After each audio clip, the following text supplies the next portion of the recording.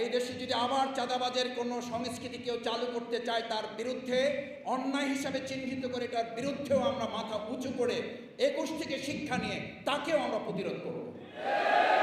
আমরা খুব দুর্ভাগ্যজনকভাবে লক্ষ্য করছি, শিক্ষা প্রতিষ্ঠানগুলোকে পরিকল্পিতভাবে অস্থিতিশীল করে কোনো কোনো ক্ষেত্রে এই সরকারকে দ্রুত সময়ে ব্যর্থ করে, সংস্কারকে ব্যাহত করে, তথাকথিত যে কোনো উপায়ে একটা নির্বাচন আদায় করার লক্ষ্যে জনগণ এখন বলছে।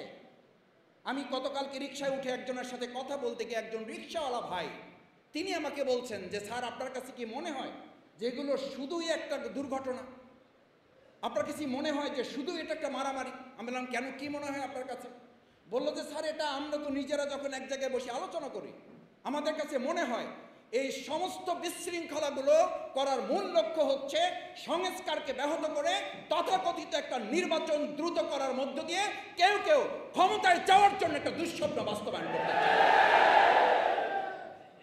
তার পরিণতি আমাদের কুয়েট, সেখানকার ছাত্রদেরকে রক্তাক্ত করা হলো না শুধু, আগে হেলমেট বাহিনী ছিল, আগে হাতুড়ি লীগ ছিল, এখন রামদা দল নামে কারো কারো আত্মপ্রকাশ করছে, ছাত্র সমাজ তাও মোকাবেলা করবে। তামিনুল মিল্লাত কামিল মাদ্রাসার মতো একটা পবিত্র অঙ্গনে আমাদের মাদ্রাসার কোরআন ইলম বুকে ধারণ করা দাড়িওয়ালা একটা সভ্য ভদ্র একটা ছেলেকে গতকালকে আমরা দেখলাম ফেসবুকে, আমরা আহত হয়েছি। বিগত 15 বছরে যারা মাদ্রাসায় হামলা করার সাহস পায় নাই, আজকে নতুন এমন ফেসিবাদের জন্য কেউ কেউ দিচ্ছেন। আমাদের এই মাদ্রাসার ছাত্রকে আহত করতেও তারা দ্বিধা করেন না। মনে রাখতে হবে, আমাদের আমিরে জামাত স্লোগান শিখান, আবু সাইদ মুক্ত, শেষ হয়নি যুদ্ধ, এই যুদ্ধ করে এই ফেসিবাদকে মোকাবেলা করা হবে। আমাদের যুদ্ধ শেষ হয়নি, আমাদের যুদ্ধ যে শেষ হয় নাই, আমিরে জামাত গতকালকে একটি স্ট্যাটাস তিনি দিয়েছেন। আমরা বর্তমান অন্তর্বর্তীকালীন সরকারকে খুব স্পষ্ট করে বলতে চাই, বাংলাদেশ জামাত ইসলামী ঢাকা মহানগরী দক্ষিণ, আমাদের মধ্যে আদালত প্রাঙ্গণ, আমাদের মধ্যে আইন অঙ্গন, আমাদের মধ্যে সচিবালয়, আমরা এখানকার একজন ক্ষুদ্র নাগরিক এবং এই আন্দোলনের একজন সহকর্মী হিসাবে আমাদের শ্রদ্ধাভাজন আমিরে জামাত যদি আগামী 25 তারিখে আদালত প্রাঙ্গণে তিনি উপস্থিত হন, আমরা বর্তমান সরকারকে খুব স্পষ্ট করে বলছি, আমিরে জামাত ওখানে যাওয়ার আগে গোটা বাংলাদেশ থেকে কয়েক কোটি মানুষ এসে আমিরে জামাতের সামনে দাঁড়িয়ে আমরা নিজের আগে আত্মসমর্পণ করে জেলে যাব।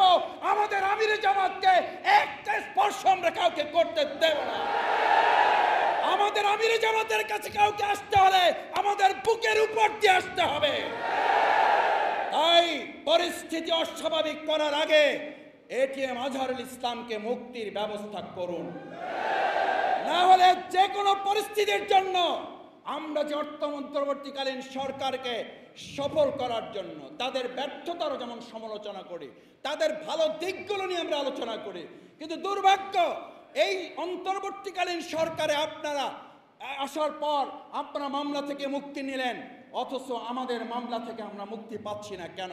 আমাদের এটিএম আজহারুল ইসলাম বিপ্লবের সেনানায়ক, বিপ্লবের পর বিপ্লবীরা জেলখানা থেকে পৃথিবীর ইতিহাসে কোথাও নাই। এটা বিপ্লবের সাথে বিশ্বাসঘাতকতা, এটা ওই বিপ্লবীদের প্রতি বিশ্বাসঘাতকতা। বিশ্বাসঘাতকতা করে কোনো সরকার সফল হতে পারে না। আসুন, 21 মানে মাথা নত না করা, 21 মানে অন্যায়ের কাছে আত্মসমর্পণ না করা। বাংলাদেশ জামাত ইসলামী